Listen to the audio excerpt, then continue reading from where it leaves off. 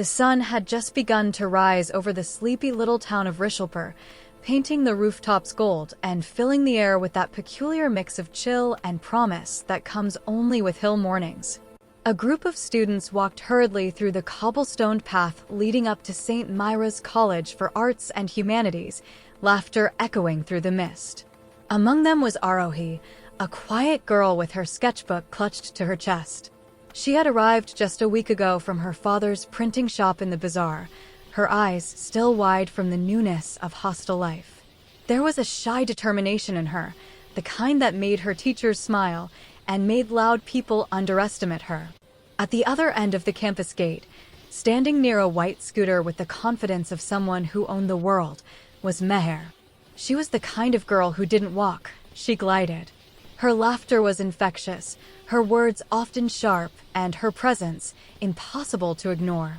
Meher was in the architecture stream, but took electives in fine arts, which unfortunately meant she and Aarohi shared the same classes. Their first meeting wasn't one you'd call pleasant. Aarohi had been working on a poster for the upcoming cultural fest. The theme was freedom through colors. She had spent 3 hours painting soft gradients of blue and green, the kind of art that made people pause. When Meher walked in late, she glanced at the poster and said casually, "Nice, but it looks like a weather report, not art." Aarohi froze. "Excuse me?" Meher shrugged, tilting her head. "I mean, it's pretty, but where's the emotion? Art should have chaos, not calm." That day, something small and fierce began between them, not love, not yet, just the spark of recognition. Two opposites, equally stubborn, suddenly aware that the other existed. By the end of the week, the entire class knew about their silent rivalry. If Aarohi submitted a painting of stillness, Meher would submit one of motion. If Aarohi chose peace, Meher chose rebellion. Professors loved the competition. Their friends, however, dreaded the tension. And yet, something about it drew them closer, unknowingly, unwillingly. By October, the small town buzzed with lights and laughter. The Deshmukh family was hosting a wedding, the kind of grand event where everyone in Rishalpur somehow got invited. The college students were asked to volunteer in decorations, and of course, both Aarohi and Meher signed up. It was the first time they worked outside the campus together. Aarohi arrived early, setting up fairy lights along the open courtyard. She liked doing things quietly, the kind of presence that people forgot until they turned and realized the job was done beautifully. When Meher arrived half an hour late as usual, she was wearing a bright yellow kurta, sleeves rolled, hair tied back, and an air of command. She was asked to handle stage setup. When the supervisor told her she'd be paired with Aarohi, she paused for a moment, raised an eyebrow, and said, "Perfect. At least if anything goes wrong, I'll have someone to blame." Aarohi didn't reply. She simply lifted another strand of lights, ignoring her completely. Meher smirked, irritated by the silence. "You really don't talk much, do you?" "Only when there's something worth saying." It wasn't an insult. It was just the truth. But to Meher, it felt like a challenge. That evening, as the band played and guests filled the courtyard, Aarohi sat by a pillar, watching the sky turn pink. Meher, on the other hand, was laughing with her friends near the buffet line. But once, just once, her gaze slipped to where Aarohi sat sketching something on a napkin. When the fireworks started, Aarohi looked up and their eyes met. For a moment, amidst the gold and red bursting sky, there was no noise between them. Only something unspoken recognition again, softer this time. Later that night, on the terrace, Meher found her there. "You draw fireworks better than they look in real life," she said quietly. Aarohi smiled faintly, not looking up. Maybe because, on paper, they don't disappear so quickly. It was the first time they spoke without sharpness. Something inside Meher softened, and she didn't even notice it happening. Weeks passed. In class, their arguments continued, but less bitter now, more playful. If Aarohi forgot her pencil, Meher would throw one at her from across the table, muttering, "Don't say thank you." If Meher's chart rolled up mid-presentation, Aarohi would quietly hold it in place. Kavya, Aarohi's best friend, noticed it first. "You realize you smile every time she walks in?" Aarohi frowned. I do not. You do. And she looks for you first thing in the room. Don't tell me you haven't noticed. Aarohi didn't reply. But that night, lying awake in her hostel bed, she thought of Meher's laughter echoing through the corridor, and she did smile, quietly, to herself. Meher, meanwhile, was equally confused. Every time she tried to dislike Aarohi, she'd find herself watching the way her hand moved across a canvas, calm and deliberate. There was something about that calm that made her restless. One rainy afternoon, they got caught under the same college corridor during a sudden downpour. The sky cracked open and the whole campus smelled like wet soil and eucalyptus. Meher leaned against the wall, her voice softer than usual. You ever think about leaving this town?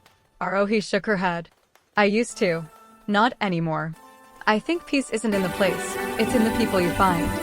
Meher didn't reply, but her heart knew what Aarohi meant. Winter arrived quietly in Rishalpur, with the smell of roasted peanuts by the gate, the flutter of sweaters on the line, and long evenings that carried a kind of silence that only hills know. Aarohi had started spending more time in the art room, sometimes sketching late into dusk. She said it was for the upcoming exhibition, but in truth, she liked the peace and sometimes the chance that Meher would walk in. She often did. One evening, Meher came in holding 2 cups of coffee. I figured you wouldn't leave this place till midnight. Thanks, Aarohi murmured, taking the cup without looking up. They sat in silence, a comfortable one. Outside, the last bit of sunlight faded over the pines. After a while, Meher said quietly, You know, I used to think you hated me. Aarohi smiled faintly. I did. Maybe a little. Good. Because I was terrible to you. You still are, Aarohi said, finally meeting her eyes, and they both laughed. That laughter stayed between them for days. The next week, they began to sit together in class. They didn't call it friendship, not yet, but people began to whisper. Kavya, always the wise one, simply smiled and said, Sometimes hate is just love in heavy disguise. It was the first week of March, the month when Rishalpur forgot what season it was supposed to be.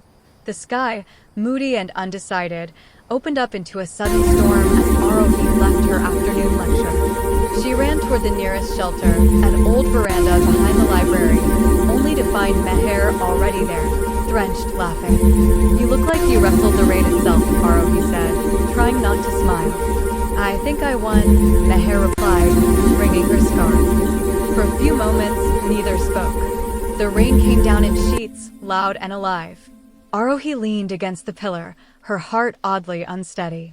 You ever notice, Meher said, how we always end up in the same place, even when we're not trying to? Aarohi turned toward her. Maybe we just like the same places. Or maybe, Meher said softly, we like each other's company. Aarohi froze. The words hung between them like the mist, gentle, unavoidable. She looked at Meher, at the rain glistening on her hair, at the warmth in her eyes, and something inside her shifted, quietly but permanently. For the first time, she didn't look away.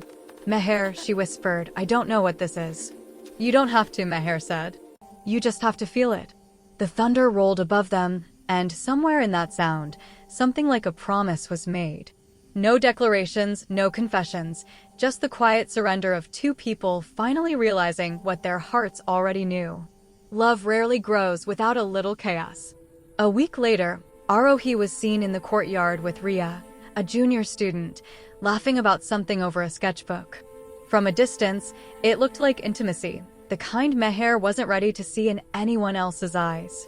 She didn't ask. She simply withdrew. She stopped meeting Aarohi after class. She left her messages unanswered. At first, Aarohi thought she was busy. Then she understood. 3 days later, she found Meher on the terrace of the hostel, staring at the hills. You're avoiding me, Aarohi said softly. Am I? Meher replied, eyes still on the horizon. You are. Tell me why. Why don't you ask your new friend? Meher said, her voice low, almost trembling. Aarohi sighed, stepping closer. Ria? She's just a student. I was helping her with her project. It didn't look like help, Meher said, finally meeting her eyes. The silence that followed was heavy, like the air before a storm. Aarohi could have argued. Instead, She simply reached out, her voice barely a whisper. Do you really think I could look at anyone else the way I look at you? Meher's breath caught. The truth in Aarohi's eyes left no room for doubt. Slowly, her anger melted into something softer, fragile. You make it very hard to stay mad at you, Meher said, a faint smile trembling at her lips.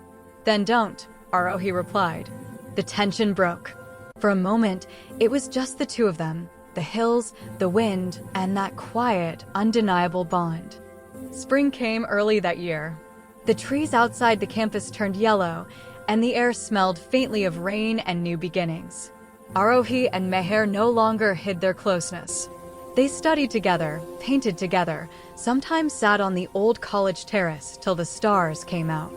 They didn't call it love, but it was written everywhere, in the way they smiled, in the way they lingered. One evening, Kavya found them sitting together after the exhibition. You two are impossible, she said fondly. Why? Aarohi asked.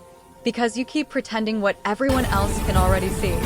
Meher laughed, leaning back on her hands. Maybe we just like keeping it simple. Kavya smirked. Then at least admit it to yourselves. After she left, there was a silence, and then Aarohi said quietly, She's right. About what? About us. Meher didn't answer. She didn't need to. She simply reached out, intertwining her fingers with Aarohi's. No big words. No drama. Just truth, quiet, real, infinite. Months later, during the farewell night of college, they found themselves on the same terrace where everything had changed. The lights of Rishalpur twinkled below like scattered stars. Remember our first fight? Meher asked. You mean your first insult? Aarohi teased. They both laughed. Funny, isn't it? Meher said. How much we fought just to end up here. Aarohi looked at her, her voice barely a whisper. Maybe we fought because we were meant to find peace together. The music from below faded. The wind brushed past them. Aarohi leaned against her shoulder, and for a long moment, they just stood silent, content, whole. Somewhere in the distance, the bells of the old temple rang, the sound soft and certain, like the world agreeing with them. From hate to love, Meher murmured. To forever, Aarohi said. And in that quiet night, under the starlit sky, their story truly began.